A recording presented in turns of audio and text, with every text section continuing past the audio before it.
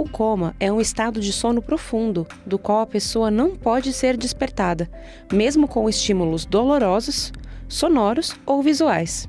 Ele pode ocorrer de forma induzida, pelo uso de sedativos ou em decorrência de uma lesão ou trauma. Este estado pode permanecer por horas, dias, semanas, chegando até ser irreversível. Acredita-se que o cérebro em estado de coma não tem atividade no córtex cerebral, que é a parte relacionada à consciência. O paciente também não sonha. Em um estado normal, enquanto dormimos, nosso cérebro tem atividade cerebral. Ele continua funcionando normalmente durante o sono, mas não é o que acontece durante o coma. O paciente fica completamente desconexo do que ocorre ao seu redor. Para saber mais sobre o assunto, acompanhe nosso papo agora, aqui no Bendita Hora. É isso mesmo, esse é um tema especial no Bendita Hora, esse é um tema que intriga muita gente. E para saber o que a ciência já sabe sobre esse assunto, eu recebo aqui com muita alegria o Dr. Júlio Pereira, que é neurocirurgião, está aqui para nós. Boa tarde, seja bem-vindo. Boa tarde, padre. Esse tema é muito curioso, né? Porque é tudo muito recente. Para você ter ideia, padre, ressonância e tomografia é do final da década de 80. Então, antes disso, esses temas de coma não existia direito para a gente, né? O sedativo é muito recente, é 1900, é bem no início do século, né? Então, são temas muito novos. Então, antigamente, o que era morte e vida? O coração parou, a pessoa morria. Não existia hospital com essa tecnologia, não existia terapia intensiva, né? E hoje em dia as pessoas têm muita dúvida do coma por isso, né? Porque de repente você pode ter um familiar seu que está ali, mas com o nível de consciência, a definição de como é isso é bem reduzida, ele não fala com você, não interage, e as pessoas ficam muito com dúvida, está vivo, não está? O que de fato é o coma? Pode dizer que tem casos, mas o padre está falando estado de coma, o que é o coma mesmo? Assim, o que é a ciência, de que os médicos dizem, olha, está em estado de coma, o que aconteceu? Coma é a redução do nível de consciência. Então a grande confusão que as pessoas fazem com a causa do coma. Pode ser um trauma, pode ser uma medicação. Uma diferença, a pessoa pode entrar no estado de coma por várias causas. Várias causas. Pode ser induzida pelo médico, por exemplo, se a pessoa está grave na UTI, com a pneumonia, o médico às vezes dá um remédio. O que aconteceu com muita gente agora na pandemia. Covid. Muitas pessoas foram induzidas ao coma. Perfeito. Ela não está respirando direito, sofrendo muito, a fadiga, o médico induz uma remedicação, reduz o nível de consciência. O coma é tão, às vezes, profundo que a pessoa não consegue respirar sozinho, por isso que tem que entubar. Isso gerou uma confusão na cabeça das pessoas, né? Que as pessoas achavam que aquilo que o médico estava fazendo estava matando as pessoas, né? As pessoas falam, mas não pode entubar assim. E algumas pessoas, a gente está em casa, algumas pessoas pensam assim, padre, vai entubar. E a gente pensa que, né? Mas assim, esse fato de levar ao coma, quando o médico faz esse sistema, qual o critério que o médico faz? Temos que fazer esse procedimento. Né? Cada doença é uma doença. Por exemplo, eu sou neurocirurgião. Todo paciente que eu vou operar, ele é entubado. Então, se às vezes assusta, fala, então às vezes você vai fazer uma cirurgia plástica, precisa ser entubado. Então, a anestesia, a gente tem um conhecimento muito bom, é muito seguro. A gente bota uma coisa que a gente chama BIS, né, o anestesista, para ver o nível que está de sedação através da medicação. O grande problema e o medo de todo mundo é o coma induzido por drogas. Então, por exemplo, você está falando da bebida alcoólica, né? Se a pessoa bebe muito, sabe o que? A gente cansa de ouvir falar, né? Fulano ficou em coma alcoólico. A bebida foi nível tão alto que afetou o cérebro que a pessoa perdeu o nível de consciência dela. Isso foi gerado mediante o uso excessivo do álcool. Remédio para dormir. Remédio. Isso, às vezes, eu tive um colega recente, médico, tomou um remédio para dormir e aí chamaram para tomar uma bebida, ele meio que esqueceu, não lembrava, misturou bebida com remédio para dormir, foi em coma. Olha aí, talvez você pense que você só vai chegar ao estado de coma pelo médico ou no hospital, por uma cirurgia, as causas que o senhor está dizendo aí. Mas se ela fizer uso excessivo de álcool, uso excessivo de remédio para dormir e outras causas, drogas também podem dar. Pode levar Vou dar um exemplo que é clássico. Eu sei que seu público aqui, né, que veio de saúde é muito idoso, né? Às vezes as pessoas, elas acabam tendo o coma por quê? Diabetes. Às vezes o açúcar baixa tanto que o cérebro não chega àquele açúcar necessário, ele entra em coma também. Diabetes, quando baixa também. Quando baixa o açúcar. E quando sobe também. Sobe também. Porque é bem curioso, porque o cérebro, estava vendo você falando com o cardiologista aqui antes, né, falando muito do coração, para você ter ideia, toda vez que nosso sangue é bombeado, quase 25% de tudo que é bombeado vai para o cérebro. Então, se não chega oxigênio no cérebro por causa de uma parada cardíaca, você pode ir em estado de coma, mesmo que o coração volte a bombear. Se não chega açúcar direito, pode, e essas drogas que a gente falou ser induzida. E óbvio, o mais clássico que falou aí no início, vai ter um acidente. Se você tem uma pancada que lesa o cérebro, pode ser uma lesão tão grave que a pessoa fica em estado de coma.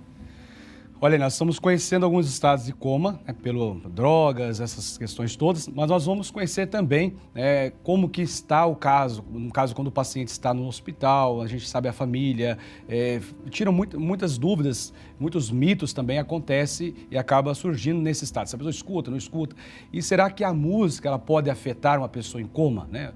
Nós temos aí um VT que vai nos ajudar a ver essa questão.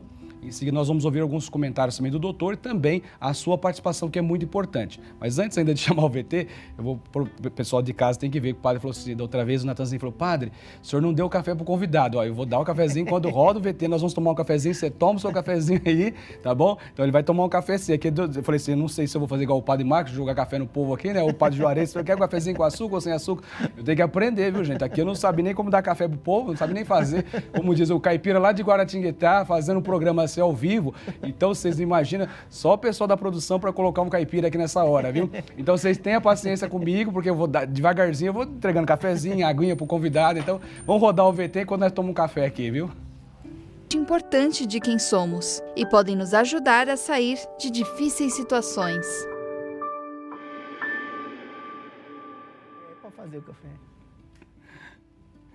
Gente, olha a presepada. Ainda bem que eu não fiz o negócio ao vivo. Chamei o VT e fui pedir o café. Aí eu falei, como que abre o trem aqui do café, né? Fui puxar, aí a Mayara veio puxar o café. Aí eu falei, sirva aqui, porque eu não sei como servir esse trem. Tinha café, fia? O que aconteceu com o café? Fala o que aconteceu com o café pro povo que tá lá em casa. Que o convidado ficou esperando o café e eu fiquei assim, mas como que serve o café? Ainda bem que foi você. Perdão, não, foi eu. O erro foi 100% meu.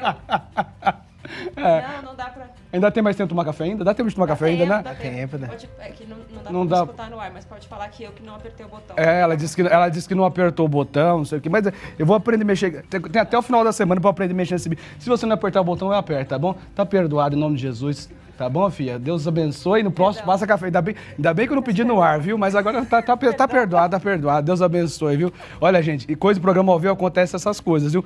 Mas nessa... Ó, tô sentindo até o cheirinho do café. Agora tá. Não senti o cheiro, falei, não sei que café que esse não tem cheiro, né? Mas tá bom. Gente, nós estávamos falando aí, rodou um VT aí, tem participação dos nossos convidados. E desculpa a presepada aqui, mas é assim mesmo, tem que fazer o programa mais leve, descontraído. O Juarez faz essas presepadas aqui, né? A gente também tem nossas presepadas. Mas deixa eu dizer uma coisa pra você. Você tá acompanhando nosso programa especial, é coisa séria, viu, gente? Não é programa bagunçado, não. Não faz bagunça, não. Mas assim, nós temos a interação com os nossos convidados, vamos falar um pouquinho sobre o nosso VT também, sobre a música, sobre esse cuidado. E o doutor tá aqui para nos ajudar. Doutor Júlio Pereira, neurocirurgião, vai falar, seu padre Kleber.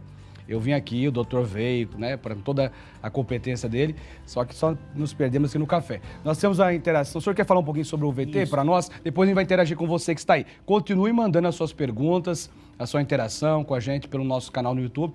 Vai interagindo com a gente, porque isso é gostoso demais, torna o programa mais gostoso, mais agradável e descontraído mesmo, como tem que ser. O Natan falou, pá, deixa o programa rolar, que vai ser assim, e graças a Deus está sendo como tem que ser. E eu falo isso mesmo, Pedro. A gente vai adoecer, não tem jeito, né?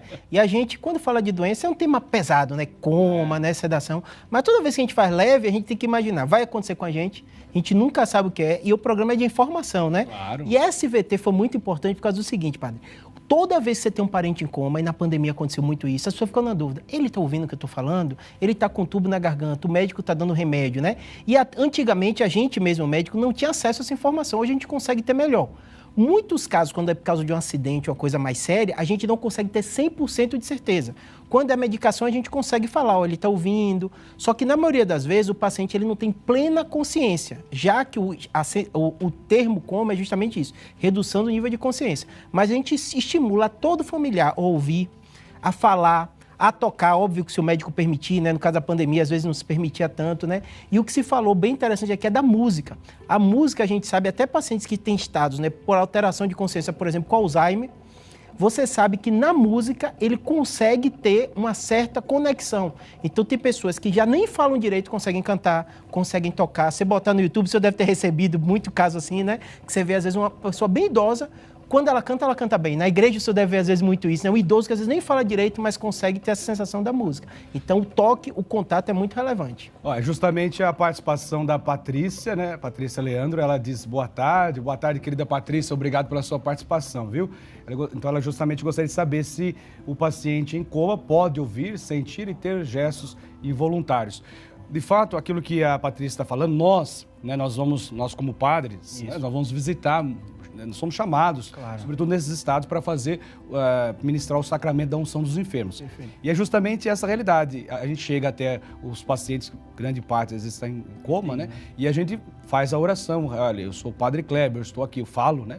A gente faz em voz alta, então ela verbaliza ali para a pessoa, diz, olha, eu sou o Padre Kleber, vim aqui orar para você, né? Estou pedindo a Deus a graça da saúde, recupera a saúde, e começo a ministrar em voz alta essa oração para o paciente, né? Então, assim, a gente crê, né, através da ciência, que nesse momento ele também está escutando, que ele está realizando, talvez muitos casos, que ele está vivendo esse momento oracional, né? Perfeito. Eu costumo dizer o seguinte, tem graus de coma. Quando às vezes é a medicação, às vezes a gente consegue dizer, não está ouvindo, de forma clara. Mas casos como o do senhor, às vezes paciente grave, eu falo que na medicina nem tudo não é preto no branco. Às vezes tem uma área cinzenta. Eu falo com todo familiar. Converse com ele, fale em voz alta. A gente tem 2 fatores, padre, como o do senhor. O senhor percebe que o senhor está falando para ele, mas tem todo mundo ao redor. Sim. E às vezes o impacto também tem aquilo na sua vida. Então eu falo para o familiar, fale, converse. Se o médico permitir na UTI, toque na mão. Isso é muito relevante. Muitos pacientes que às vezes voltam do estado, eles lembram. Não é uma memória tão clara temporalmente, mas às vezes ele fala, eu lembro que fulano veio aqui, eu lembro a voz. Às vezes lembra até do tema. Então é muito relevante fazer isso. Fala, toca, pergunta o médico antes, porque às vezes é uma coisa medicamentosa, você fala, com certeza não, mas esse contato é bem relevante. Perfeito. Nós temos mais um comentário aí na tela, que é a dona Noêmia, ela diz, minha mãe ficou em estado de coma e eu chorava muito perto dela. O médico pediu para mim falar aqui bem no ouvido dela, porque ela escutava o que eu dizia. Né? Então, mas nessa linha. Acho que a grande dúvida, né, se de fato o paciente, o ente querido, o familiar ali, o papai, a mamãe, os filhos, de fato ele está nesse estado de coma, ele consegue ouvir. O senhor vai respondendo, vou servir o cafezinho do senhor. Obrigado, agora vai. Com açúcar, adoçante. Vamos então servir. Acontece o seguinte, Noêmia, você tem que pensar o seguinte, conversa com o médico para ver qual o motivo. Às vezes o paciente tem esses graus de coma. Então, quando você fala coma, para a gente médico tem que saber que nível está. Então, por exemplo, se o médico manda falar, é porque ele sabe que há uma possibilidade sim. Como eu falei, não é sempre preto no branco. A maioria dos meus pacientes que são trauma, tem muito paciente que às vezes a pessoa usa o termo coma, mas ele está em estado que a gente chama, é um nome meio feio, mas é o termo que a medicina fala, estado vegetativo, que é aquela pessoa que respira, às vezes acorda, dorme, mas ela não consegue falar com você e não consegue te responder de forma pronta. Então é muito relevante você seguir o que o médico falou. Se ele mandou você falar, se mandou você evitar chorar, é muito comum eu ter pacientes em casos graves que falam, eu lembro do que estava acontecendo, eu vi fulano visitar. Então isso é bem relevante. Olha, o primeiro café solene servindo aqui para o senhor. Muito obrigado. Café soleníssimo. Às vezes muito está obrigado. Bom, se é mais adoçante, posso colocar aqui para o senhor servir à vontade. Obrigado. Gente, nós estamos no programa ao vivo, é isso mesmo, né? Servindo um café. Até que, enfim, os telespectadores estavam esperando já desde segundo se ia ter café, não ia ter café para o convidado. E saiu o bendito café. Natan, saiu o café, pode tocar a trombeta aí, se tem trombeta, você tem... O pessoal da sonoplastia pode colocar o sino, pode com a trombeta, porque demorou, mas saiu o bendito café. Nós temos também a pergunta aí do... Tô ouvindo. Cadê? Pode subir, sobe o som aí bem alto. É mais do que começar o programa, é servir o café. Pronto, muito obrigado. Tá bom, tá Aprendi. bom. Tá bom o café? Tá bom, tá eu fiz aqui, ficar puxadinho. Se você quiser o seu café, prepara aí também que nós estamos aqui. É isso aí, gente. Demorou, mas saiu o cafezinho. Nós temos um VT também com a pergunta do telespectador, enquanto o nosso convidado, doutor Júlio, prepara aí, tá molhando as palavras do cafezinho, você vai acompanhar essa pergunta dos nossos telespectadores. Minha mãe está em coma e não tenho coragem de visitá-la. Como superar isso? Olha, então essa pergunta vamos tentar, juntamente com o doutor, responder essa pergunta para você. Não ter coragem de ir visitar, né? Acho que essa era a pergunta, né? Eu costumo dizer o seguinte, né? O padre tem esse clima leve também, como o padre Juarez e outro, eu falo o seguinte, se a gente se entende como ser biológico, a gente tem um ciclo de vida. E o ciclo de vida, às vezes, tem fase difícil, né? Eu tive filho pequeno, tenho um filho de 8 anos, a gente sabe que, às vezes, pequenininho é difícil. O envelhecimento, adoecer, faz parte da vida. Óbvio que ninguém vai ser obrigado a visitar, mas às vezes eu ouço essa história de familiares assim, Júlio, eu quero ficar com a imagem dele boa. Ele às vezes tem uma imagem sem cura, ele tem uma doença sem cura. Eu falo com todo mundo, você vai passar por isso. Então a gente quando está vivendo, a gente se acha meio imortal, né, que a gente tem, mas todo mundo vai adoecer. E a gente não sabe. E no momento que você está frágil, todo paciente refere isso. A melhor sensação dele não é estar no hospital bom, não é ter o melhor médico, é ter quem ele ama do lado. porque ele se sente seguro e protegido. E a rotina hospitalar é muito tensa. Vou dar um dado para o senhor, só para o senhor ter ideia. Qualquer paciente colocado no UTI, pode ser o senhor, forte como a gente vê, e só colocar no ambiente de UTI, aumenta a chance de transtorno de ansiedade, os delírios é quase 15%. Então, mesmo que a pessoa não tenha nada, só de colocar ela na UTI, a luz é diferente, noite e dia é diferente, toda hora você vai ter contato com gente diferente, você não vai ter aquele ambiente tão harmônico como o da sua casa, a temperatura é diferente. Então, já é traumático sair da tua casa, do conforto da intimidade da nossa casa. E daí para um ambiente de UTI já é todo transtorno. E depois a presença do ente querido familiar, isso vai trazer mais segurança, como o senhor falou. Muita. Né? E como eu lido com doenças graves, eu tenho muito contato, tanto na beneficência, no Sírios, os hospitais que eu trabalho, sempre tem a visita do padre, né, ou da freira que está passando ali. Eles ficam impressionados, falam, Júlio, quando você chega perto, o alívio que eles sentem, porque é um rosto diferente, né, é um conforto. E o familiar, o horário da visita, é impressionante como a afeição do paciente muda. Então eu falo para ela, óbvio que é difícil a gente julgar as pessoas, tem gente que não aguenta mesmo, né? O senhor deve conviver com isso, às vezes até no enterro a familiar não consegue ir, né?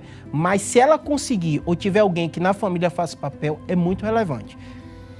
Então, ó, claro, é um processo, né? Se abre a graça de Deus, acolha aí a orientação do doutor, né? Nessa presença, dar segurança, a presença, claro, sem dúvida, a presença do familiar vai dar segurança. É só me colocar no lugar. Como é que eu estaria? Eu gostaria que tivesse alguém comigo? Claro que eu gostaria. Então, se for alguém mais próximo, talvez na família se dividir aquele que consegue estar mais próximo, para que isso seja de fato humanizado, né? Viver esse momento de dor, mas com a presença, eu sei que a presença do religioso, do padre, a presença do familiar vai trazer essa segurança e eu tenho até a ciência mostra que a recuperação do paciente é até muito melhor daquele que tem, né, essa presença. Nós temos também a questão dos livros, cinemas, TV, que já exploraram muito esse tema. Né? Esse tema é bem explorado porque acaba sendo um pouco meio mito, polêmica e bem questionador. Nós vamos acompanhar um pouquinho aí do trecho da novela A Vida da Gente, né, produzida pela TV Globo e foi exibida entre 2011 e 2012. E a personagem Ana, interpretada pela atriz Fernanda Vasconcelos, é uma tenista promissora e orgulho da mãe, mas que fica em coma após sofrer um grave acidente, como o doutor estava falando para nós, né? Nós vamos ver esse trecho e perceba aí como que é interessante esse caso. E o doutor vai comentar para nós. Que é forte, né, doutor? E acontece direto, padre. Uma coisa, até da outra vez falando no programa, é o seguinte, me pergunta muito o paciente quando acontece, fala assim, Júlio, isso é milagre, isso é... Meu papel é técnico, eu estudei medicina, né, então eu deixo para os padres, para os religiosos muito conversar com essa parte, mas é uma experiência pessoal. O que eu digo para todo familiar, quando você tem alguém que você ama, que passa por uma neurocirurgia, tá em UTI, ficou em coma, né, toda a sensação é essa que a novela passou. Né? Só que o que eu digo que é diferente, às vezes, da novela no filme, ele tem que reduzir aquilo num período muito curto.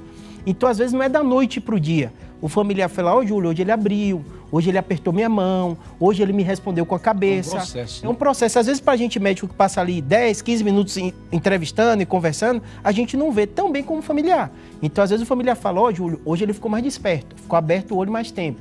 Hoje ele interagiu comigo e a gente no processo vai vendo essa melhora. Então isso que passou no filme realmente acontece, em especial nessa situação, né? Um jovem, às vezes é um acidente, às vezes o médico tirou um remédio, o familiar não tem um detalhe técnico, né? Mas às vezes tem todo esse processo que acontece. Não tem um detalhe técnico, mas ele tem a reação direta do paciente, o retorno do paciente dia a dia ali, minuto a minuto, né? Tanto que eu falo que a primeira pessoa que eu pergunto quando eu chego na UTI, a técnica de enfermagem está ali do lado 24 horas, ela tem às vezes o feedback melhor até do que a gente médico, passa alguns minutos, né? E o familiar, às vezes tem aqueles leitos de UTI, hoje a medicina está humanizando muito, né? Tem alguém do lado, familiar, e fala, ó, hoje ele está melhor, hoje ele está mais agitado, hoje ele ficou nervoso. E esse feedback é subjetivo, mas é muito importante, padre.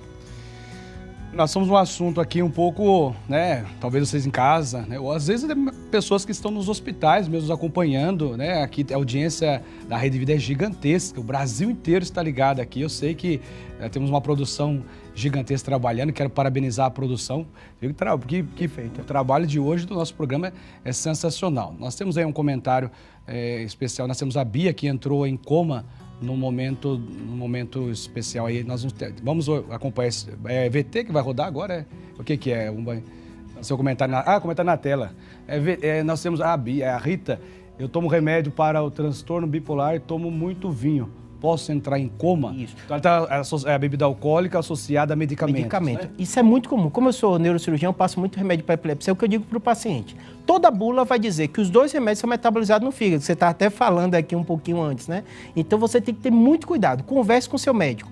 Eu, particularmente, converso com meus pacientes, porque eu vou ver a dose do remédio, vou orientar como ele vai tomar. Falo, nunca pare de tomar um remédio. Se você for tomar o mínimo possível, mas é situação a situação. Então, ela tem uma doença que ela vai precisar do uso crônico do remédio. Ela tem que conversar muito verdadeiro com o psiquiatra dela, porque muitas vezes o paciente faz o que eu não quero. Eu falo para o paciente, a mentira é a pior solução. Fala o que você vai fazer e a gente tenta evitar o dano. Um erro muito comum do paciente é parar de tomar o remédio. Então, no caso, a Rita está pedindo uma orientação aqui para nós, se ela pode entrar em coma por causa do uso do medicamento. Pode prejudicar. Pode prejudicar. O ideal seria justamente que conversar com o médico conversasse com o médico, né? E ela disse que ela toma muito vinho, né? Tomar um vinhozinho, né? Lá ou colar. O que acontece muito é o seguinte, tem doenças, depressão, ansiedade, às vezes transtorno bipolar, não tem jeito, a pessoa fica muito ansiosa pela doença. E o álcool, ele tem o efeito no cérebro de relaxar. Então, o paciente tem essa sensação de bem-estar e aí ele se sente bem. Só que o grande problema é o metabolismo das duas coisas, que um pode interferir no outro, né? E como ela falou, a depender se ela tomar sedativo, porque às vezes o paciente tem transtorno bipolar, ele precisa de algum tipo de remédio, pode os dois estar combinados. Se ela conversa com o médico dele, ele vai orientar melhor. Acho que é importante aqui, nós estamos batendo papo, claro, com um profissional na área, os profissionais que vêm aqui, todos eles com muita sabedoria, todos de posse daquilo que foi formado para isso. Porém, sempre é bom orientar o telespectador, que a gente dá a dica, que ele procure sempre um profissional na área, né? Porque assim, a gente pode falar que, olha, pode acontecer o uso do medicamento mais o uso do álcool, acontecer isso. E agora, quem vai orientar a medicação, o tipo, né? E sabe o que eu percebo muito? O senhor deve perceber como padre também. Às vezes a pessoa fica procurando até alguém falar o que ela quer ouvir.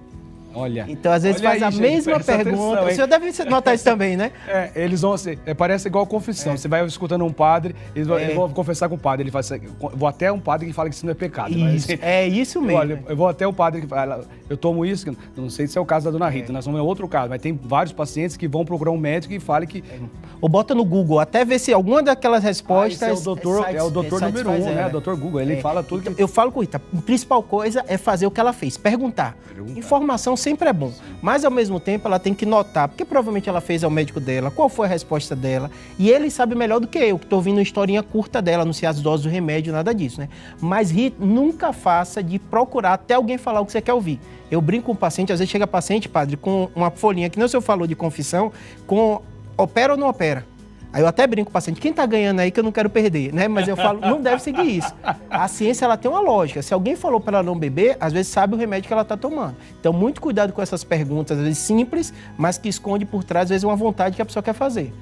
Olha que importante, o nosso programa é trazer informação com qualidade, trazer com essa leveza, para que você possa, né, se despertar, talvez, essa realidade que você está vivendo. O doutor trouxe aqui alguma coisa que desperta em você uma realidade importante para você cuidar, né, para você sair, trazer informação com qualidade, assuntos, né, que nós estamos vivendo. E hoje, muito forte, tanto no primeiro bloco como no segundo, a questão da saúde. Então, hoje é para você que está em casa, cuidar da sua saúde, porque nosso corpo é templo do Espírito Santo. E quando nós cuidamos da nossa saúde, nós estamos cuidando daquilo que Deus nos deu, né? Então é importante perceber isso que o doutor está fazendo. E a informação sempre é importante, procurar buscar informações, né? E aqui nós estamos com pessoas capacitadas para isso, né? Nós também temos a Bia, que entrou em coma no momento do nascimento de sua filha. Mas depois de 20 anos, ela acorda e precisa reaprender a enxergar. Olha que caso interessante, né? Precisa reaprender a enxergar, a falar, a andar, a se relacionar com a sua família. Essa é a premissa do filme brasileiro Ela e Eu. Nós vamos ver um pedacinho aí, a dica desse filme para hoje. Acompanhe na tela. Ontem mesmo eu sonhei que eu era uma gaivota vermelha. Linda. Aí eu voava, pescava. É muito bom, né? Sonhar que tá voando. Ela tá bem? Tá bem, hoje foi meio caos aqui, todo mundo atrasado. Mas já virei ela, já troquei, tá tudo certo. Bia? E aí, como é que ela tá? Tá ótima, inacreditavelmente bem. O que aconteceu? Por que ela acordou? A gente tá achando que foi meio que um milagre. Sou a Sandra, que cuidava de você. Te conhecer. A questão toda é que a Bia, ela tá com uma compreensão ainda muito limitada da realidade. Tá, isso significa o que exatamente na prática? Bonita ela. Eu tranquei a faculdade, eu vou me dedicar à recuperação da Bia full time. Você trancou a faculdade? Por que você fez isso? Esse daqui é você. E aí aqui dentro dessa barriga sou eu, Carolina. Ela é neuro, só que ela teve que parar agora pra cuidar da mãe dela. Pra cuidar de você? Não, pra cuidar da Bia. Você que tá falando alto, cara. Fala direito comigo. Boa noite. Por que vocês estão com raiva um do outro? É porque eu tô de saco cheio dessa confusão que virou a nossa vida e a nossa casa aqui. Que? Cervejinha. Agora? Nós estamos aqui com o Dr. Júlio, né? E nós acompanhamos um trechinho aí, vai comentar um pouquinho para nós sobre esse... Uma coisa muito importante é assim, o cuidador.